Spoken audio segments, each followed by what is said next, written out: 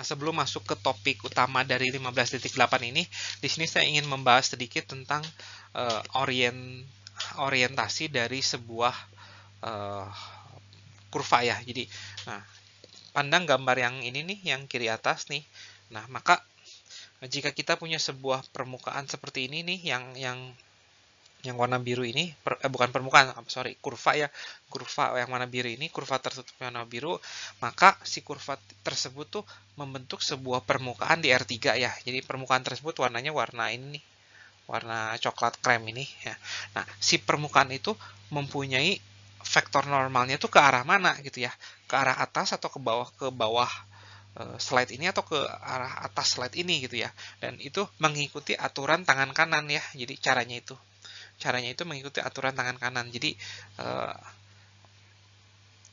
gunakan tangan kanan Anda nih. Jadi tangan kanan Anda itu atau putaran sekrup lah. Jadi lakukan dengan putaran sekrup. Jadi kalau kita muter sekrupnya itu berwarna arah jarum jam, maka si sekrupnya itu akan menuju ke arah atas ya, sesuai dengan garis yang warna merah ini nih. Nah, begitu pula dengan yang ini nih, kalau kita punya sebuah permukaan seperti ini ya, permukaan yang terbentuk berdasarkan ini kurva yang warna biru nih. Ini kurva yang warna biru ini. Maka arah vektor normalnya atau arah curl dari CF itu sesuai dengan arah aturan tangan kanan ya. Kemudian saya juga ingin membahas tentang definisi matematis dari curl ya. Nah, jadi saya ingin mengingatkan Anda kembali, jika saya punya sebuah vector field ya, vector field 3 dimensi FGH, maka kita bisa mendefinisikan curl dari si vector field tersebut, yaitu adalah ini, do H per do Y dikurangi do G per do ZI, do F per do Z dikurangi do H per do XC, dan juga do G per do X min do F per do Y K, atau bisa disebut juga dengan ini cross product ya. Ini kan sama dengan cross product antara ini dengan F ya. Ini curl. Ini. Nah, ini adalah definisi dari curl ya. Jadi jangan Anda lupakan di sini, karena di sini akan menjadi punya peranan penting untuk teorema Stokes ini. Oke, ini adalah menu utama kita. Ya, menu utama kita di 15.8 itu adalah teorema Stokes ini. Jadi kita punya sebuah vector field ya. Nah, kita punya sebuah vector field. Nah, vector field ini tuh adalah vector field 3 dimensi yang kita akan cari nilainya, integralnya ini ya. C F dot T ds ya. Nah, sebenarnya ini tuh jangan bingung sama F dot T ya. Nah, ini sebenarnya kita udah pernah hitung, itu tuh nilainya tuh sama dengan ini. F dot dr ya. Nah, jadi ini adalah sama persis yang kita bahas dulu di bab 15.2 ya. Ya. Jadi adalah usaha yang kita lakukan, total usaha yang diperlukan untuk memindahkan titik sepanjang sepanjang kurva C gitu ya. Jadi karena kurva C-nya itu membentuk sebuah loop ya, kurva tertutup gitu ya. Jadi seperti ini misalkan contohnya. Nah, ini titik awal kita di sini. Berarti nilai ini itu adalah usaha yang dilakukan untuk memindahkan partikel ini sepanjang kurva C gitu ya. Jadi mengelilingi si kurva C, balik lagi ke tempat dia mula-mula. Usahanya tuh berapa gitu ya. Nah, lagi-lagi kalau F-nya itu konservatif, maka ini pasti jawabannya tuh 0 gitu ya. Tapi seringkali kan F kita itu nggak konservatif ya, vector field, maka kita bisa mencari nilainya tuh apa gitu ya. Nah, si teorema Stokes ini menghubungkan antara integral kurva dengan integral permukaan ya. Jadi sebelah sisi itu integral kurva, sebelah kanan tuh integral permukaan ya. Nah, karena si teorema Stokes tuh bilang bahwa integral ini nih yang sebelah kiri itu sama dengan integral permukaan dari apa? Dari ini, dari curl-nya ya. Curl F di dot dengan Cn ds ya. Jadi permukaan yang terbentuk itu adalah permukaan yang di sini nih, ini permukaan ini nih. Ini C-nya gitu ya. Nah, bukti dari teorema ini tidak diberikan karena lumayan sulit dibandingkan teorema-teorema sebelumnya. Nah, namun kita akan langsung membahas penerapan dari teorema ini dalam sebuah contoh soal. Nah, ini adalah contoh soal yang pertama. Kita diminta untuk menghitung total usaha yang dilakukan oleh vector field ini untuk memindahkan partikel yang melewati kurva C ini nih. Kurva C ini tuh adalah kurva yang kurva tertutup yang berbentuk kotak ya, yang berbentuk persegi panjang ya. Misal titik awal kita terserah mau di mana ya.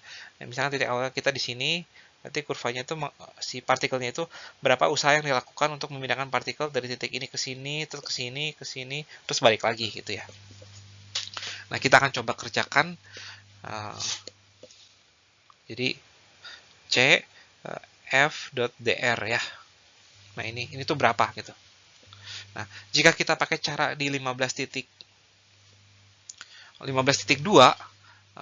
kita susah karena kini kita harus membagi ini menjadi C1, C2 karena ada 4 aturan ya.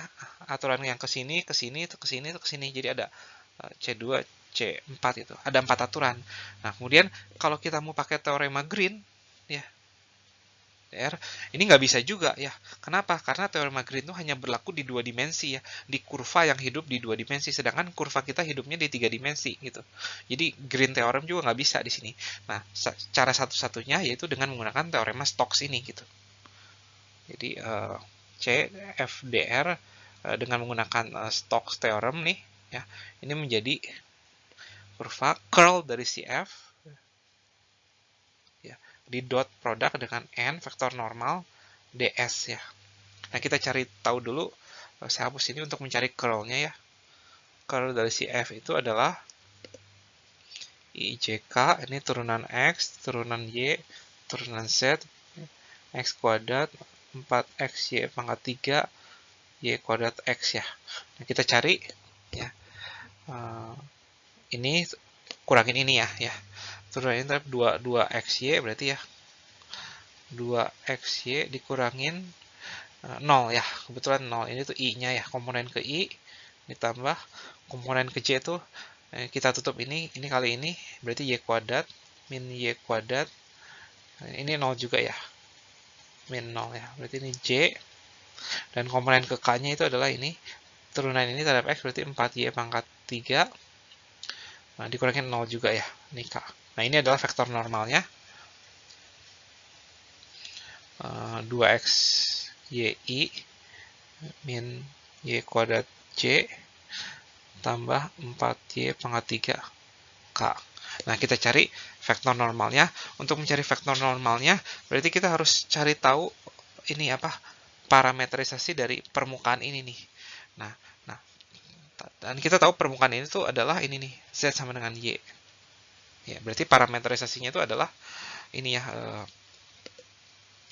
parametrisasi dari si sigma itu adalah kebetulan si sigma itu mempunyai bentuk z sama dengan gxy ya, berarti vektor normalnya itu cukup dengan menghitung gradien dari si g besar ya. G besar itu adalah ini z min gxy ya. Gradien dari ini itu adalah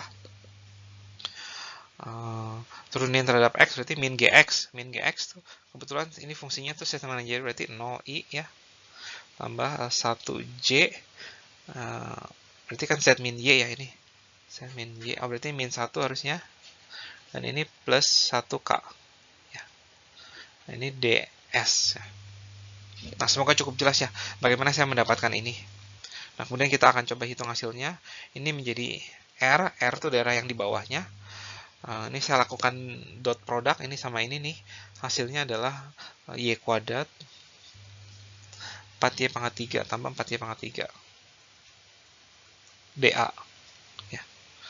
Nah, ini integralnya terhadap x dan y berarti 0 sampai 1 untuk yang x, yang y-nya itu 0 sampai 3 dari y kuadrat tambah 4y pangkat 3 dy dx.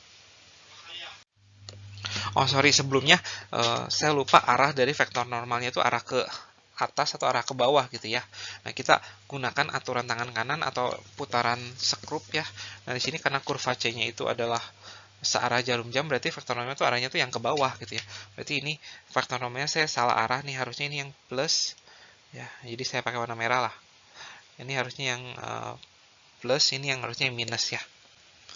Maka akibatnya ini jadi salah. Ini juga salah nih ya.